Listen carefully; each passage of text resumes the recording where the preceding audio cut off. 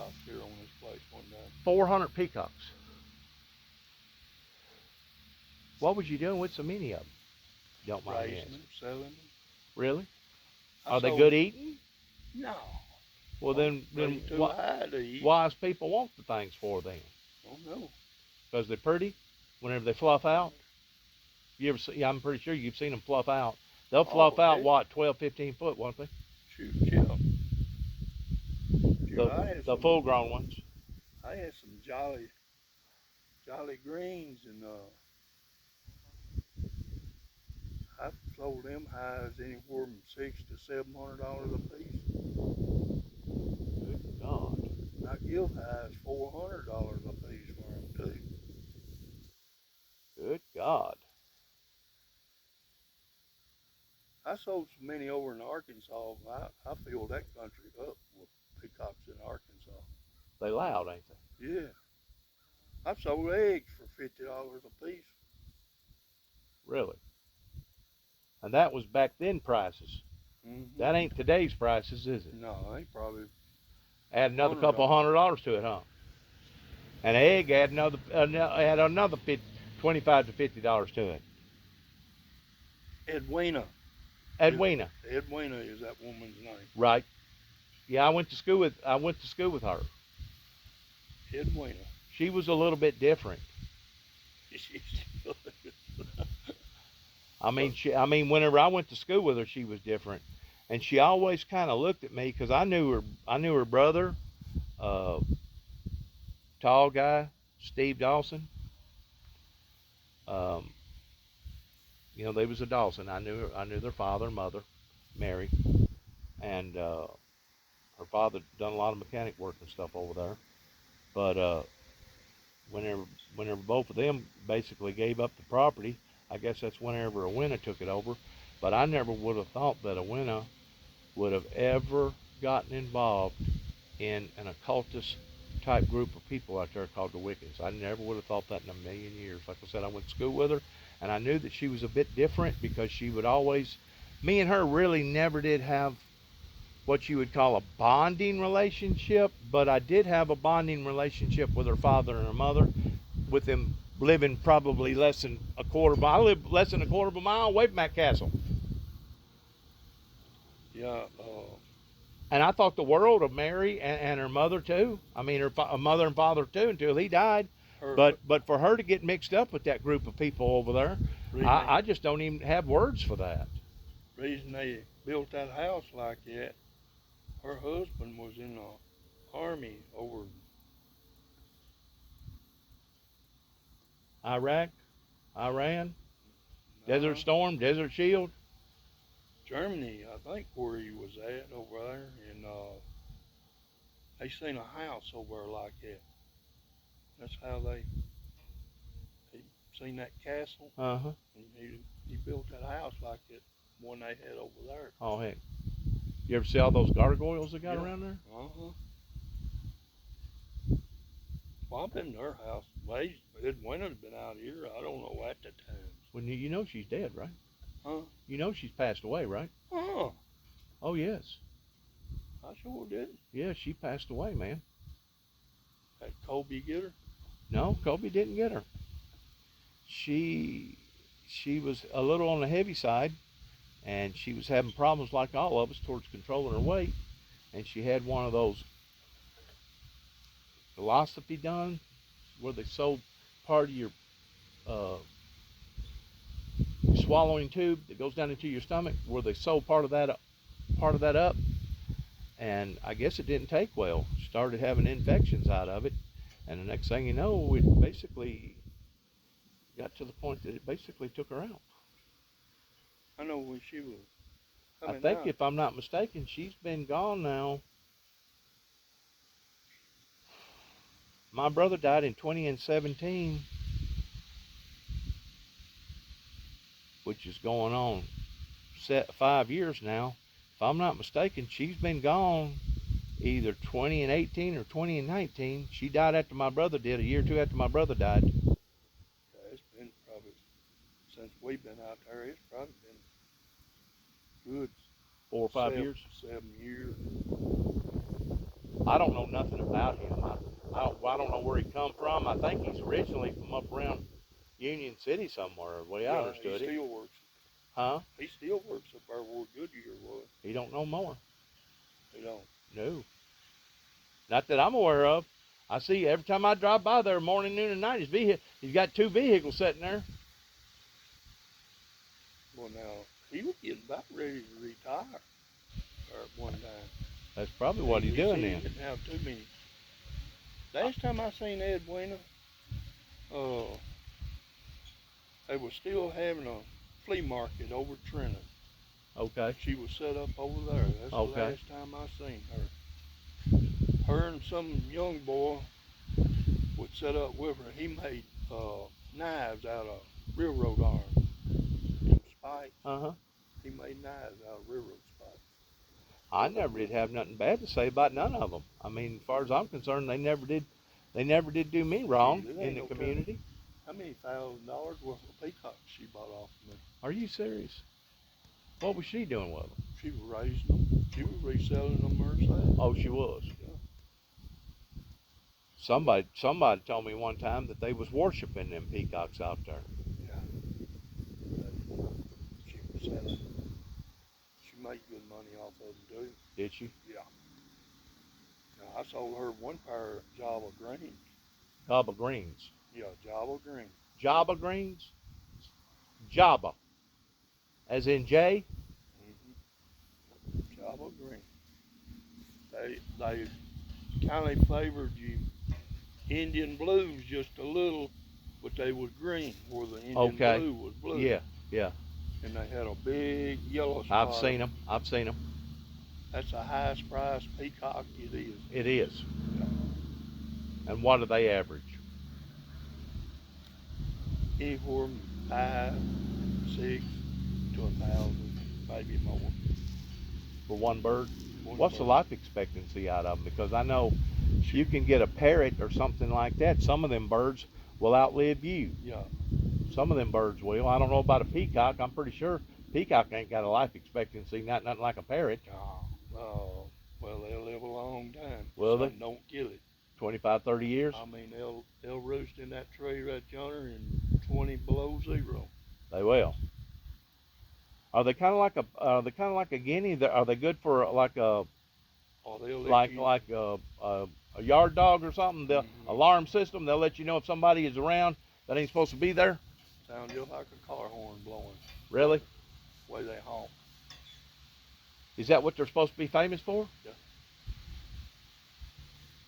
And do they eat bugs just like a peacock? I mean, just Mm-hmm. like a guinea? Yeah. Ticks and stuff like that? Mm-hmm.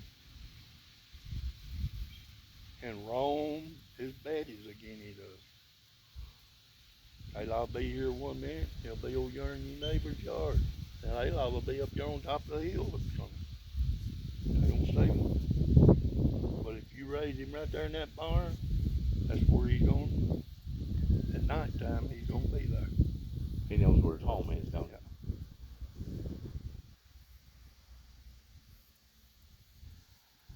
Yeah, I don't know. I don't know about all them gargoyles, and I don't know about all that stuff. I mean, I guess I'm kind of weird looking too, because I got a cross uh, in front of my house, and I've got the Star of David on my property, and I've also got some memorabilia pertaining to the Purple Heart Memorial. Fleet. Uh, representing our military and stuff like that. And I guess in a way, I kind of stand out in that neighborhood with having all my stuff. But what they're involved in over there, I just don't understand. I do know that I had to do a little bit of time, federal time, that I wound up having to go get a psychiatric evaluation done through the Paducah, Kentucky federal courts pertaining to Land Between the Lakes. And I had to go to MCC in downtown Chicago because they had a mental health facility associated with that particular prison. And it's right there in downtown Chicago, right down there by the bottom of the loop, right there by Riverside and stuff, by the L train and stuff. Exchange Market's right there, and Sears Tower's probably, I don't know, 3 or 4 blocks from there. You've probably been to Chicago before. But We went through there going to a coon hunt one time. That's the only time I've been there. it's good. You didn't lose nothing there, did you? No. But while I was there, they was studying me and trying to determine whether or not I had both my oars in the water. And whenever it's all said and done with, they said I was good to go. I got high marks from the study. Who's the old man? He been dead for years. You gone towards Kennon, used to be a grocery store on the left. There's a road right in front of it. I know exactly what you're talking about. And it goes down there, and I think it was Was his kind name of Billy Earl Davis? He was traded on everything. Or was his name Ed Simmons? Ed Simmons. Ed Simmons. Mr. Ed. I know him very well. Raised up with all of them down there. I've done, Lord, Mr. Ed, we done a trade on goats, you name it. So you probably knew Hayden and McWright down there, didn't you? Who? Hayden and McWright. Hayden and Hayden McWright. Bonnell was his wife's Well, name. Mr. Ed, didn't he used to own that grocery? Yes. His daughter used to run that grocery. Yes, that's right. Sure did. That's what I was thinking. Yep. Bought a mini bottle of beer in that grocery store. An old bulldog. There used to be a beer joint right down there below there that belonged to his brother, Dan Simmons. You ever know Dan and Sue Simmons? I didn't know him, but I've been in there several. Oh, have you? You been in there? So you know the boy, their boy that stuttered real bad? I didn't. Danny D. Only time I went in there was with Andy. Andy Taylor? Morgan. Andy Morgan. Okay. All right. Did you know Bill Warren that had that little junkyard right there around the corner? No. He had a bunch of old cars and trucks and stuff out there. Do you know him? No, I didn't know him. How about Mr. T.C. Sweat that had a junkyard?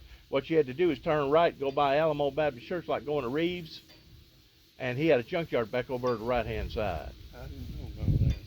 I probably did, but that's been so many years ago. I had a great-grandfather that used to run a store right there called the Lim Store that was right there where the Obion County and Weakley County line was. There was a long building. It was a long wooden building, and whenever you went in, the old floors creaked, and some of them was unbalanced, and they was way down, and some of them way up. I'm talking about an antique type looking building, and he basically started that thing in the early 1900s.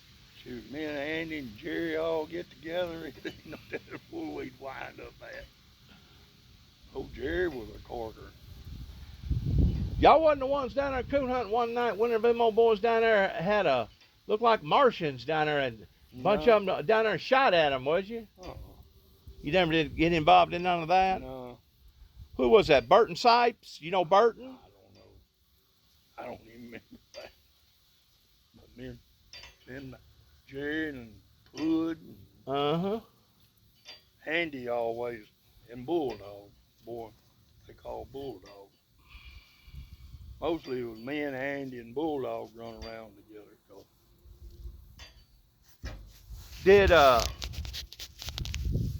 Did you ever know the Reynolds brothers right there in Sidonia? Two twins, Reynolds brothers. See, I probably did. I had a brother that got killed right there in Sidonia in 1976 on a motorcycle accident. 806 International tractor pulled out in front of him, and he slammed the side of it. Didn't have his helmet on, and wound up dying about 3 or 4 days later. We had to make a family decision to pull the plug. Dale Boland, he didn't live too far from Sidonia. Yeah. Then there was the Freemans, the Hazelwoods. Now the Simmons, I know the Hazelwoods. Do you? You knew the Hazelwood that run the bus? No, I just know that one because his brother. His brother lived at Gaston. That's right. That's right. I used to run around with his boys. Well, I've been up there a time or two with Philip coon hunting up there. Have you? Have you ever been to LBO coon hunting? Yeah. What part? Up around Turkey Bay or where at? And there behind where Pud, I'm not Pud, but go through Aurora, Kentucky, and go over the bridge right there, and then LBL. That's in Trigg County. So did you go north or go south? Did you go south going back towards Dover, or did you go north towards going back up towards the Kentucky Dam? I was always with Hood and them. Half time I don't know which way they was taking. Of course, y'all was probably drinking a little bit too, wasn't you? Yeah. Well, down there at Turkey Bay's where they take all them ATV vehicles and those mud vehicles, and they go down there and have a rootin' tootin' good time. But down there in that bottom, down there in Sidonia, where Andy and them live. Beach Ridge Bottom, yeah. Beach Ridge. Yeah, I'm just to the backside of Beach Ridge Bottom. Did you ever know Danny Coble? Danny Coble. I've heard that name. He wound up dying in that old duck hunting club down there. Well, didn't that's where Andy died at down there in Beach Ridge, wasn't it? In that house down there. I don't know. There used to be a whole family down there. There used to be a bunch of families down there on Beach Ridge. You know that? Used to be one old house down The there. Davises was down there, and the Morgans, and I think there were some Crockett's down there. There was several people down there. I'm surprised you didn't know Jinx Wallace. Everywhere he drove with his head cocked to the side, and he was always looking back. And the reason why he got that way was driving an 806 International tractor, plowing and stuff, and he having to look back and make sure he wasn't disking up his field or nothing. Yeah, I didn't know. Had a red belly, a heck of a coon hunter, man. J.M. Willis was a heck of a coon hunter too. There's another boy right out of Sharon up there, Bobby. I can't remember his last name, but it was Bobby. So you remember whenever the old tree was still standing down there, right? Mm-hmm. About 200 foot up in there. Yeah. You know, they claim that thing at one time used to stand about 400 foot. That's a 40-story building. Like the big cypress down here. That's what I'm talking about, the big cypress tree. They said that you can put a Volkswagen in the center of it, from bumper to bumper, and still have a foot or so around it. Last time or a horse and buggy in it. Last time we seen it, it ain't nothing but just a hull. Yeah, well now it's not even that. You just barely can identify the base. But yeah, at one time that used to be the biggest tree this side of the Mississippi. Sure did. Matter of fact, I remember. I guess it was probably. It's probably along about 1969. Maybe 1968, maybe 1970, somewhere around in there. I remember my daddy and us four boys, we always had a tradition. We'd watch the news. And you know, back then, whenever the news kicked off, the whole circuitry kicked off. You know, you go through that thing, 6, 5, 4, 3, 2, 1, and then it wouldn't be nothing but some kind of number icon or something there, and basically the whole channel circuit would be off until the fall next morning.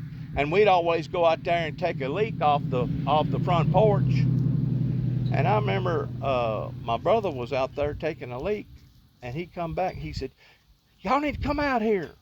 Come on out here and look at this." And we thought to ourselves, what the heck is he talking about? So we went out there and looked, and sure enough, there was a big bright light just about over where that cypress tree you're talking about is. Because we could see that plainly from our house. Plainly. And this white light would light up, and it would stay lit up for maybe 3 minutes, and then it would go out, and you wouldn't see it no more. And then it would move a little bit over, and then it would come back on, stay on for about 3 minutes, and go back out. And it kind of was spooky looking because we ain't never seen nothing like that down there, moving that slow and stuff. I don't know whatever happened to it. I think we got tired looking at the thing and went in the house and went to bed, because Dad kind of halfway seemed to think that it was the Army down there doing something. But what the heck would the Army be doing down there around that river down there? They wouldn't have no business being down there at freaking 11, 12 o'clock at night. You know what I'm saying? Something was going on other than the Army being down there.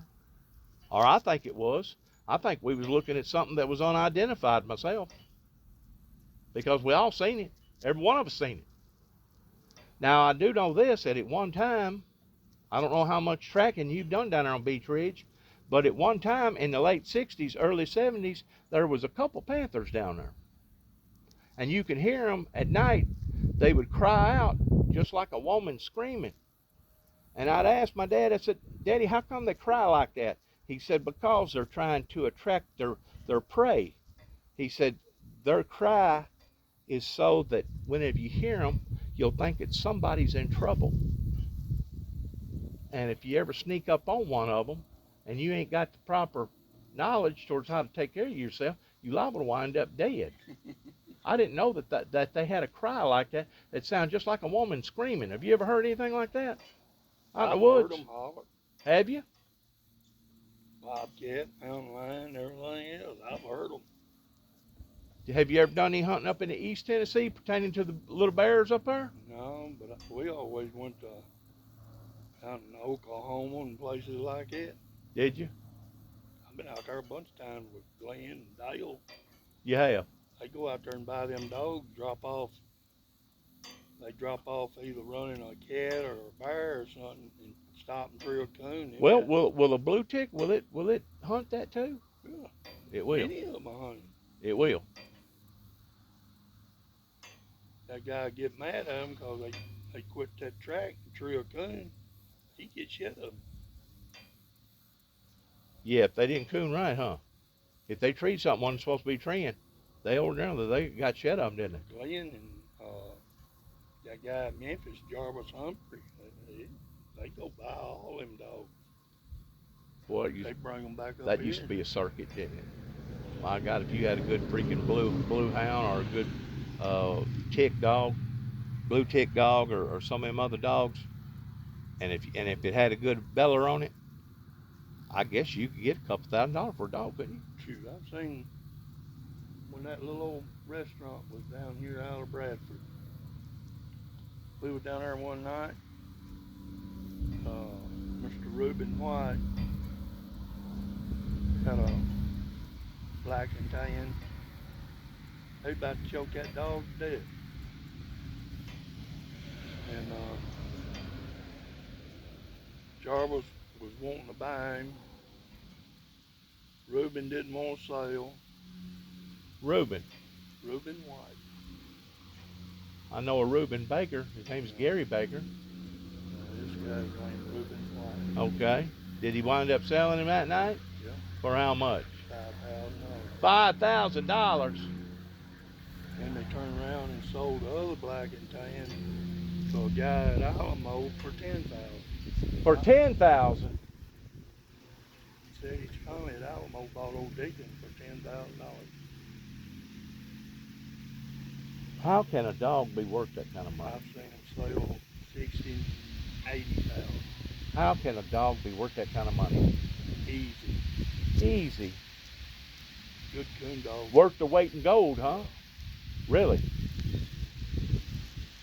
I could tell. I've always been told that they sit in their truck usually and sit and listen to them, but whenever that yelp started getting closer together and with a higher pitch, that they knew then that they was on to something.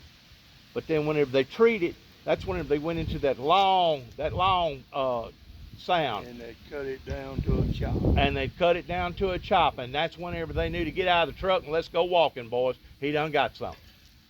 You could tell by the way the dog barked if he was just running, or if he already had something sniffed out, or if he had something pegged in a tree somewhere. You could tell by the way he sounded. Now, what would cause an animal to do that? Is that just their characteristics? Like Walker dog I used to own. Is that just their characteristics? Yeah. Really? I give $3,500 for him. You did. He was 7-year-old when I bought him. I ain't never went a whole lot of coon hunting. I know back whenever in the 60s and the 70s, whenever coon hunting was really big down in that area, they didn't have spotlights like they do today. They had those kind that you put them pellets in. Carbide. Carbide light. Do they still make those things? Yeah, you go these first Mondays and stuff, you still see them around. How do you get the carbine? These hardware stores still